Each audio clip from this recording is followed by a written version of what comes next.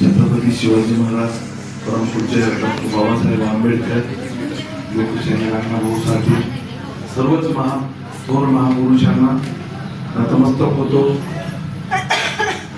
आमच्यासोबत आज आपल्या विहारामध्ये उपस्थित असलेले शिवसेनेचे जिल्हा प्रमुख विवेकजी देशमुख साहेब, या गावचे पोलीस पाटील विलासरावजी कदम साहेब, या गावच्या प्रथम नागरिक सौ रत्नमालाताई चौरे,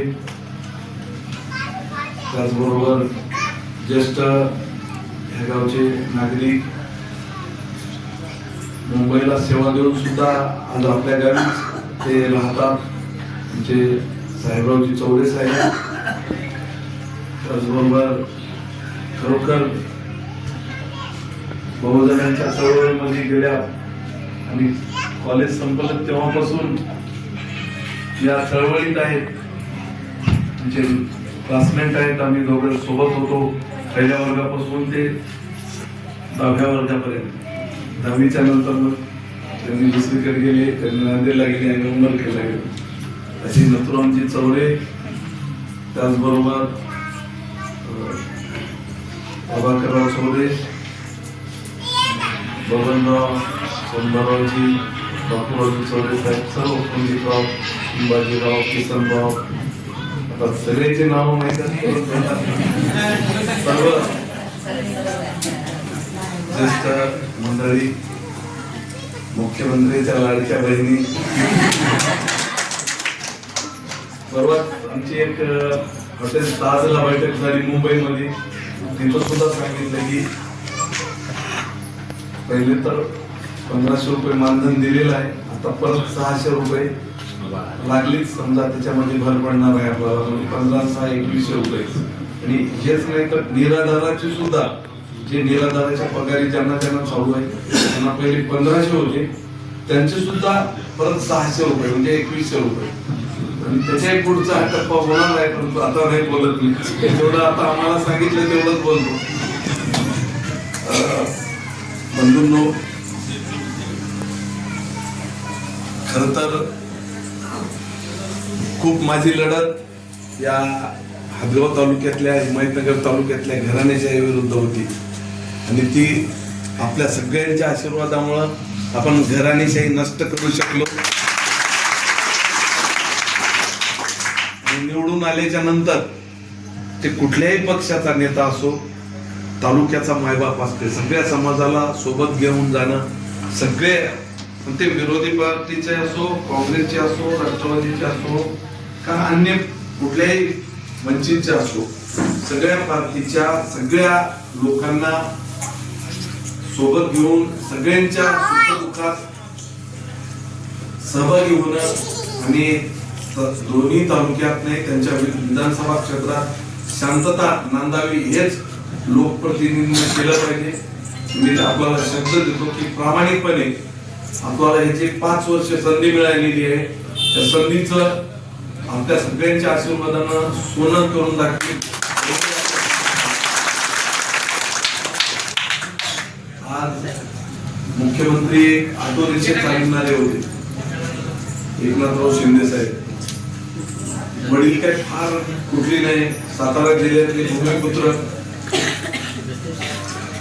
सर्वसाधारण म्हणजे शेती म्हणजे तिकडे शेती माळरानाच जास्त जमीन आहे, परंतु असं करत करत वडील गिरणी कामगार मुंबईमध्ये आले, ठाण्यामध्ये, आणि त्यावेळेस बाळासाहेब ठाकरे आणि आनंद दिघे साहेब यांच्यासोबत त्यांना काम करण्याची संधी मिळाली.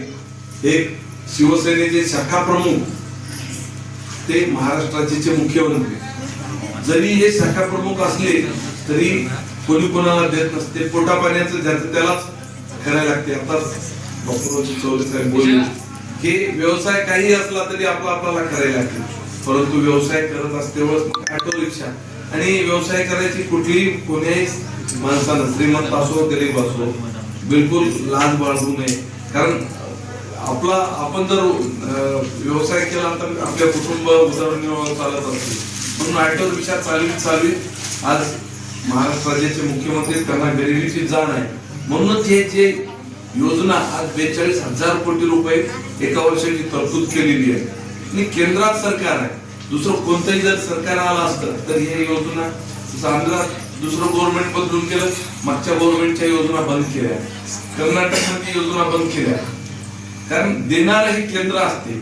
आता 1492 कोटी रुपये आपल्याला पुराच्या जे अतिवृष्टी झाली त्या लोकांसाठी दिले. आता उद्या वाटप चालू व्हायला, 25% अग्रिम रक्कम सुद्धा चालू होईल.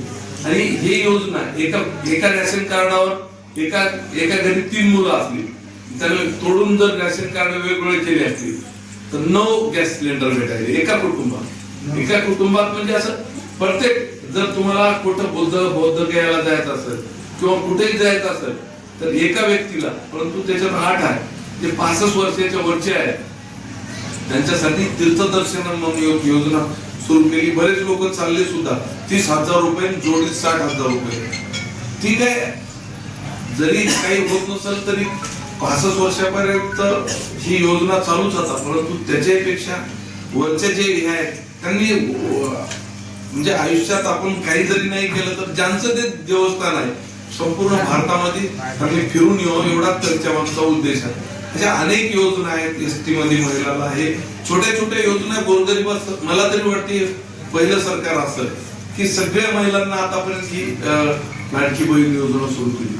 मी एवढ्यावरच नाही तर पुढे मुख्यमंत्री साहेबांनी नांदेडच्या बैठकीमध्ये सभेमध्ये सुद्धा सांगितलं की 2100च नाही तर त्याची व्याप्ती 3000 त्याच्यापेक्षा जास्त होईल, परंतु बंद होणार नाही.